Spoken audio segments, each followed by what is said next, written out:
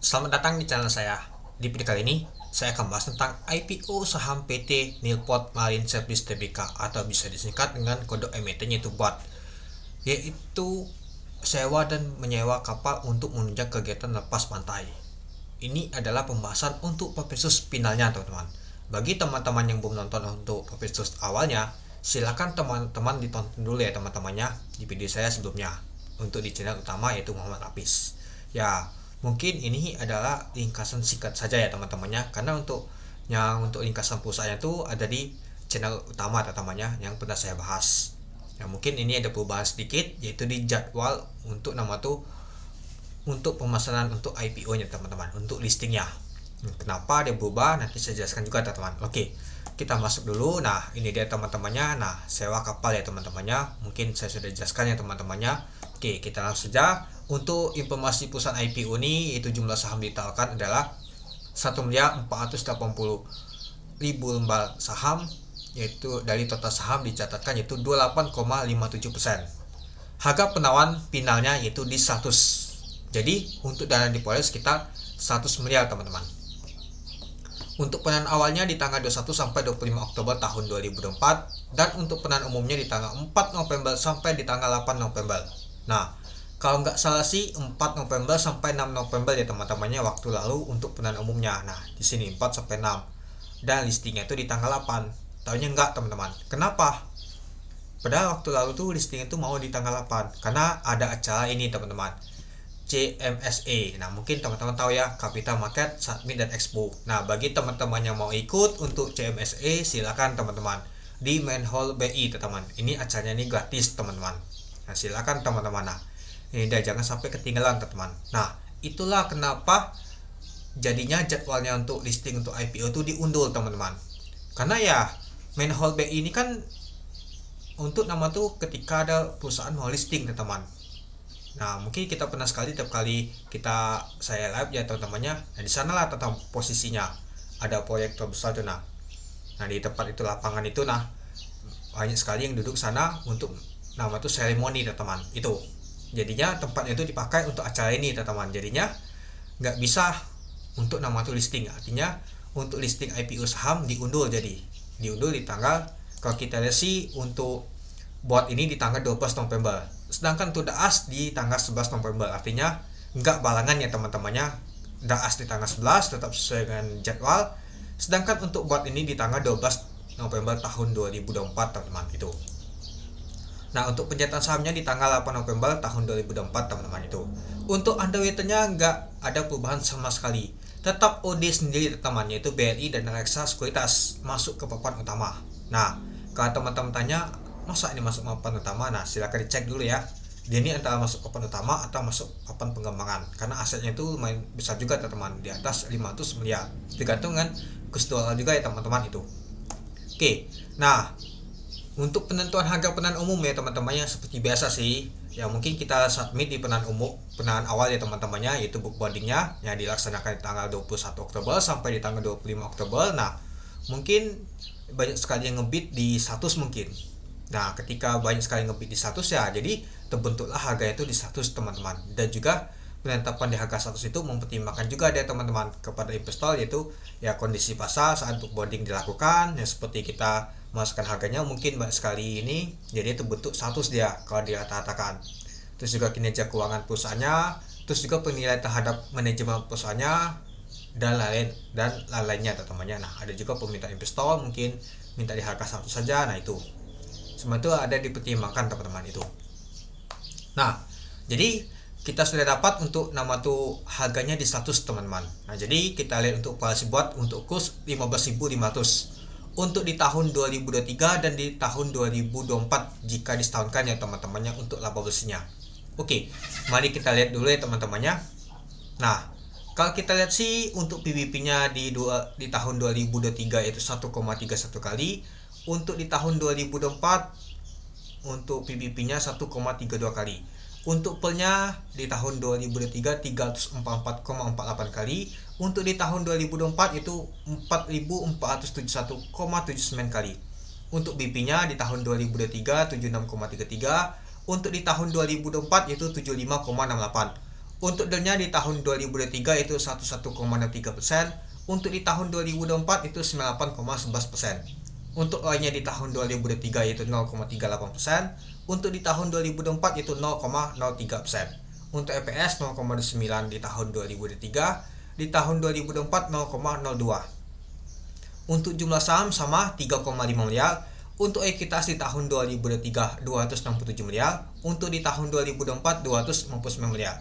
Untuk laba bersih di tahun 2023 yaitu 1 miliar, untuk di tahun 2024 yaitu 78 juta jika disetahunkan. Untuk total hutang di tahun 2023 271 miliar, untuk di tahun 2024 265 miliar. Untuk market cap di 100 yaitu 350 miliar. Nah, jadi kalau kita lihat untuk policy bond ini nggak tergolong murah ya teman-temannya. Kalau menurut saya sih tergolong mahal ini. Ya, kalau kita punya aja tinggi banget ini teman-teman. Meskipun PBP-nya kecil ya, ini tergolong sangat mahal ini teman-teman. Karena nggak sesuai dengan labanya ini. Labanya kecil banget ini itu. Tapi ya, kalau untuk masalah harga naik apa enggak, itu tergantung sama market teman-teman itu. Tapi kalau kita lihat untuk policy ini kurang menarik menurut saya teman-teman itu.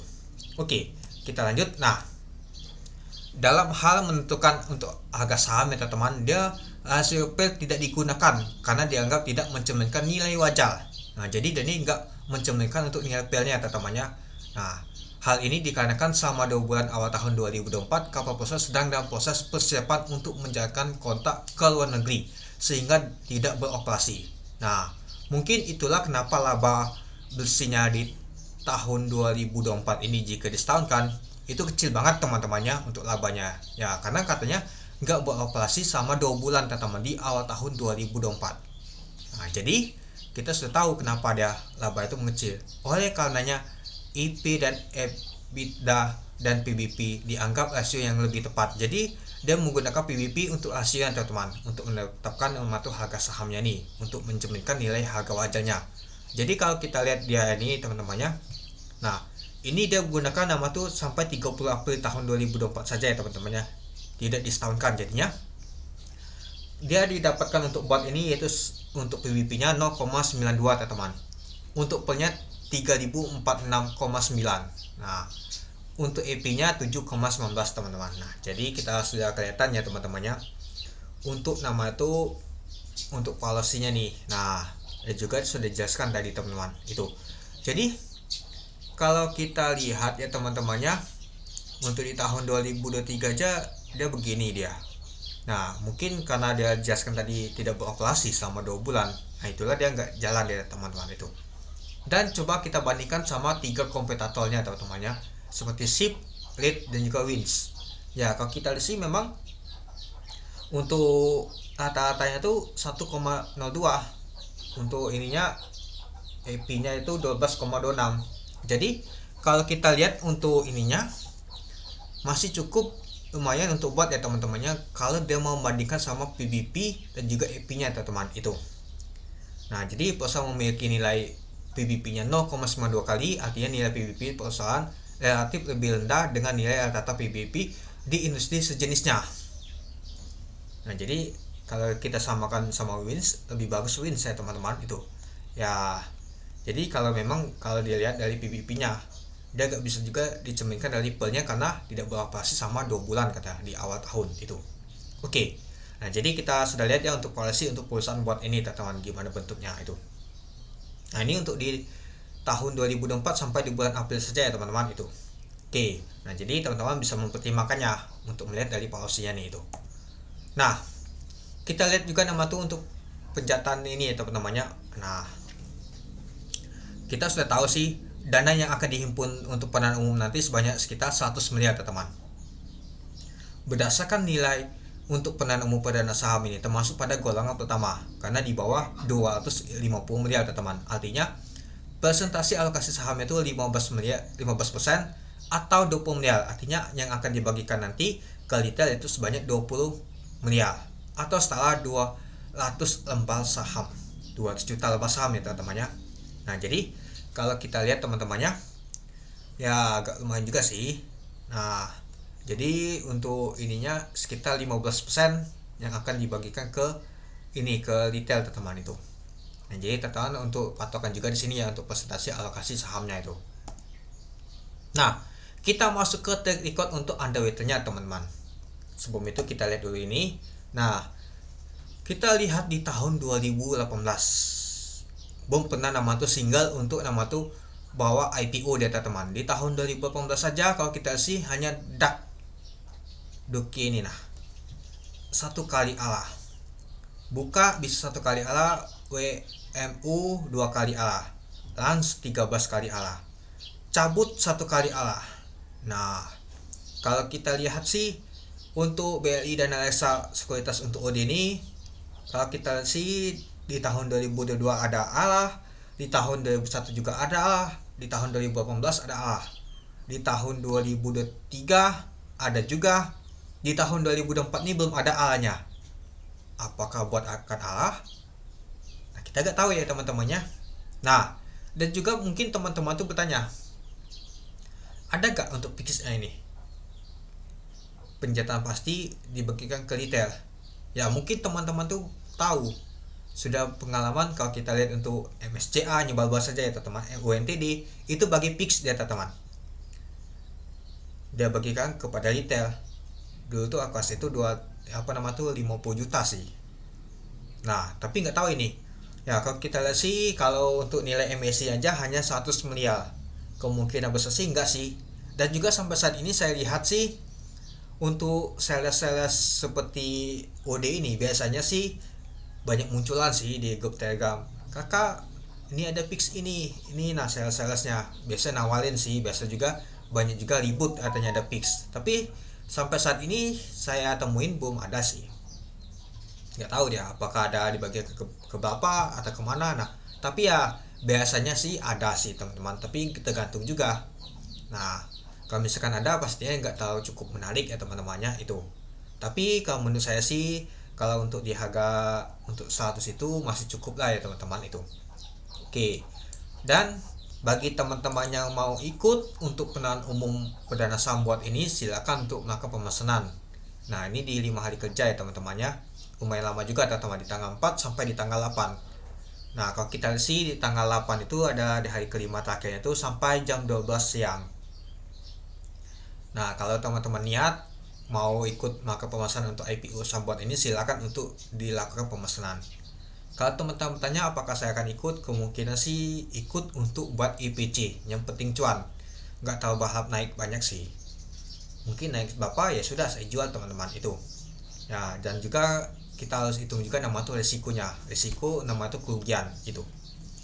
Nah, jadi untuk jadwalnya nih diundur ya teman-temannya. Nah, karena ada acara ini Menho BI ini teman-teman itu CMS ini.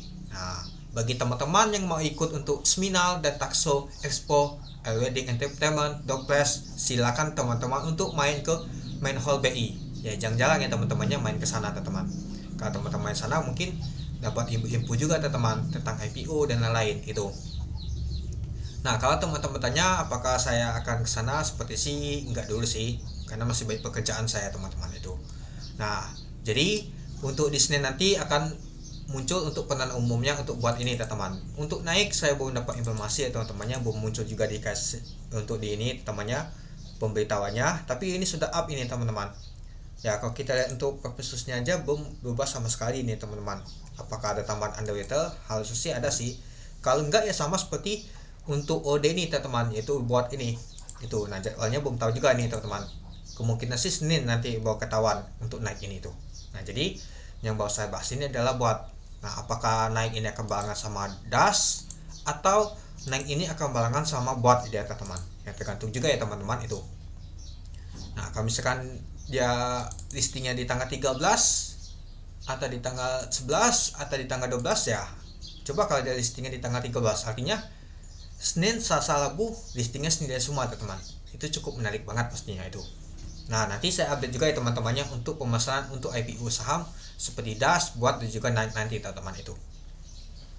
Oke, mungkin itu dulu ya teman-temannya untuk pembahasan untuk prospektus finalnya untuk IPO saham buat ini teman-teman. Nah silakan teman-teman kalau mau lebih lengkapnya baca saja untuk prospektusnya teman-temannya. Nah ini adalah prospektus finalnya, silakan untuk dibaca lagi dan dilihat lagi teman-teman itu.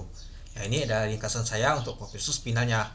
Untuk ringkasan untuk prospek awalnya silakan teman-teman untuk ditonton untuk di video saya sebelumnya. Itu aja. Oke, mungkin itu dulu ya teman-temannya untuk video saya tentang pembahasan untuk IPO saham PT Newport Marine Service Tbk, atau bisa disingkat dengan kode MT-nya itu BOT, yaitu profesor spinalnya. Oke, sekian dulu video saya. Terima kasih menonton. Salam cuan.